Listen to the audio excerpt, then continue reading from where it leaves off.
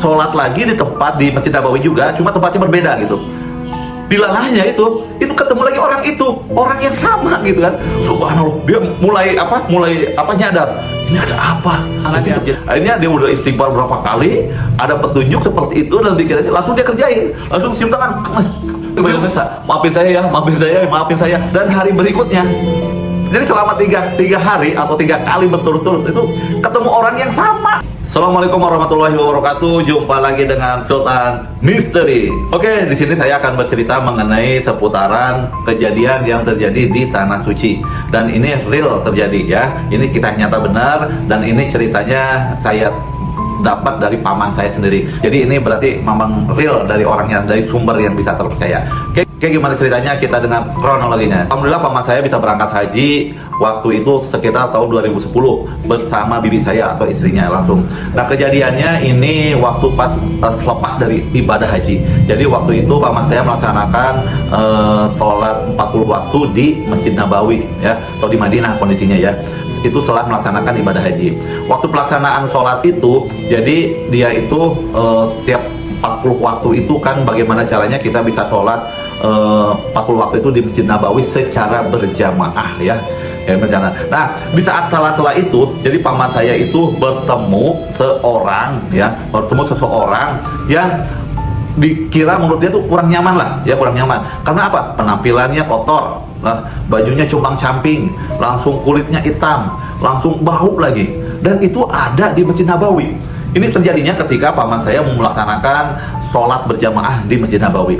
Tahu-tahu dia ada di sampingnya. Itu misalnya hari pertama seperti itu, ada di sampingnya, dia nggak nyaman gitu, sholatnya itu jadi terganggu, kondisinya seperti itu ya. Nah, itu hari pertama kejadiannya seperti itu. Nah, langsung dia biasa aja lah, mungkin dia juga bertanya-tanya gitu kan, kenapa sih ada orang seperti ini bisa masuk ke Masjid Nabawi gitu. Itu juga suatu pertanyaan aneh gitu, kenapa ya? Ibarat kata kayak model di sini itu seperti orang orang gila lah gitu kan. Jadi kayaknya nggak layak kalau untuk buat beribadah gitu, seperti itu. Oke, langsung hari berikutnya, nah dia sholat lagi di tempat di Masjid Nabawi juga, cuma tempatnya berbeda gitu.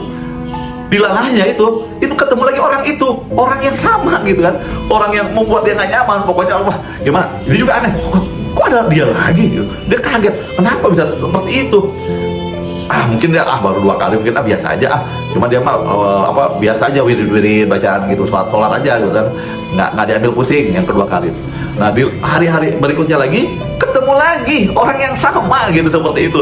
Subhanallah, dia mulai nyadar, ini ada apa? Mungkin terjadi sesuatu pada saya, mungkin kurang gitu kan, mungkin saya punya dosa, mungkin dia introspeksi pada diri. Akhirnya dia perbanyak istighfar terus, dan terbesit dalam kepalanya itu, dia itu pingin mencium orang itu, cium tangannya, maksudnya dicium tangannya. Akhirnya dia udah istighfar berapa kali, ada petunjuk seperti itu dan pikirannya langsung dia kerjain, langsung cium tangan, cium.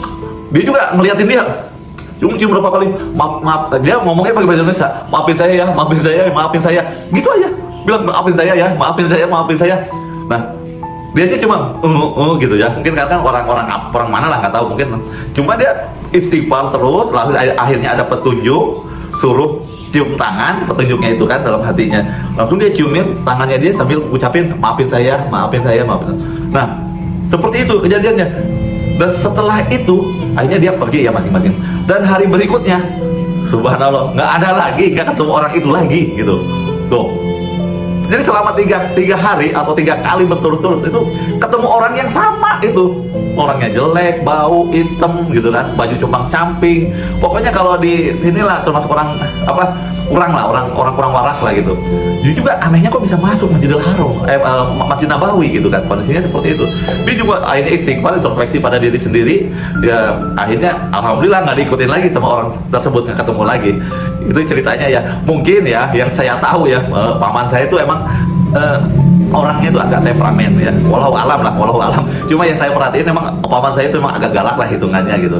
Kalau jadi apa-apa dia gampang marah. Akhirnya tiba-tiba ketemu sama orang itu dan dia pun introspeksi pada dirinya dan dia pun perbanyak istighfar. Emang kuncinya itu harus perbanyak istighfar di Tanah Suci itu.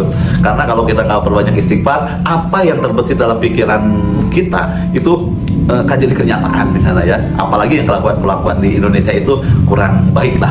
Makanya kalau kita mau berangkat haji atau ke tanah suci, kita harus banyak bersalam-salaman atau bermaaf-maafan sama tetangga, sama saudara, sama anak, istri, pokoknya sama keluarga, pokoknya sama siapapun. Jadi saling maaf-maafan dulu ya. Jadi sebelum berangkat ke tanah suci baiknya seperti itu ya. Mudah-mudahan kalau yang ada teman-teman ada yang berangkat haji atau berangkat umroh, intinya harus benar-benar mensucikan dulu artinya ya. Termasuk saya juga banyak kejadian-kejadian, mungkin next di berikutnya akan saya ceritakan ya mengenai tanah suci itu seperti apa yang terjadi pada diri saya. Oke, itu saja, mudah-mudahan bermanfaat, menjadikan sumber inspirasi buat kita menjadikan introspeksi pada diri kita untuk lebih dekat lagi kepada Allah Subhanahu wa taala, untuk lebih taat lagi ibadahnya kepada Allah Subhanahu wa taala, dan untuk lebih bermanfaat untuk orang banyak. Oke, terima kasih. Lebih kurangnya mohon maaf. Wassalamualaikum warahmatullahi wabarakatuh.